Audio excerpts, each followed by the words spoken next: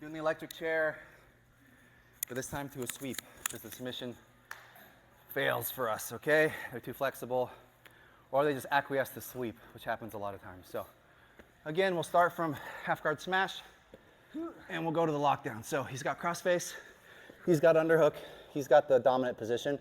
If I was just in a normal half guard, this would really suck. So I gotta use half guard, or I gotta use lockdown to get out of this. So we're gonna take our outside leg, bring it in, make a figure four, scoop, find his instep, scoop it with my inside leg, and then I'm gonna extend my outside leg, not my inside leg. If I extend my inside leg, it'll slip off. But if I get this figure four and then I extend my outside leg, yeah, it locks it down. My inside leg, I'm just curling my toes back. Okay, it's kind of painful for this guy, that's what you want.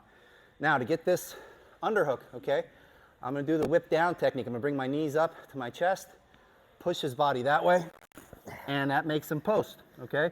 I don't need a huge post. He could do a very small post. Bring your hand pretty close, just enough for me to get my elbow in here, and then come here, okay? Now we did the whip down, now we're gonna do the whip up. So hands on the hips, bring my knees up, push them this way, bring my head in, okay? Nice and tight. Underhook with this arm. I'm gonna get here on the tip, okay? Now to do the electric chair, I'm gonna do another whip down back that way. So it's 1, 2, 3. This is the third one, yeah? So I bring my knees up, I roll, and as he comes over, I'm shifting his leg, okay? Now if he stays up on his hands, get up on your hands, and tries to drive back into me, I could do the submission. That's where the submission usually works. But what'll happen a lot of times is they'll drop to their elbow because they feel this pressure, and they'll kind of acquiesce to the sweep rather than trying to fight through that submission, okay? Elbow, hand, I come up. Okay, if I can get this here.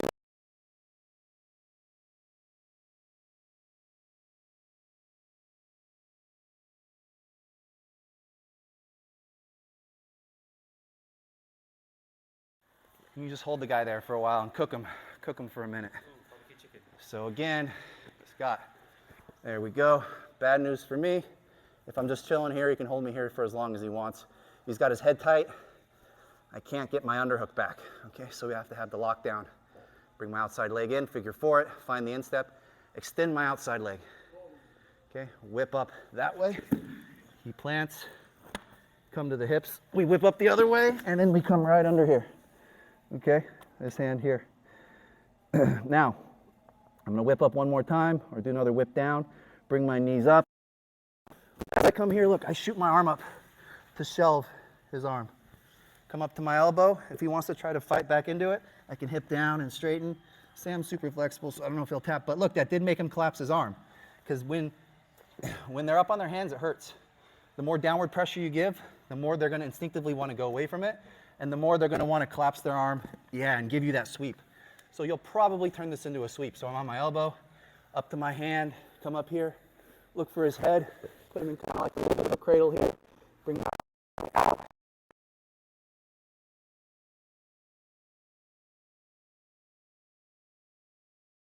It's not really a good way to get out of this. It's just a, it's just a chance for me to catch my breath and just kind of cook in this position for a bit, burn some time off the clock. Okay, do you want to see it one time? Or you feel pretty good about it? How's your knee? Okay. Like fine or fine? Yeah, fine. Are you keeping the lockdown like you with the sweep too? Yeah, locked down the whole time. So he's got underhook, cross face.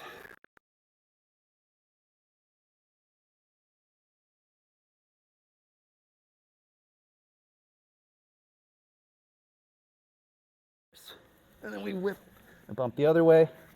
We're coming to here. And then one more time, we're whipping, shouldering. If he falls, that's fine. We go right into the sweep, right?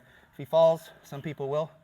They won't be ready for the move. And then we're just coming up to our hand, looking for a whip, locking our hands.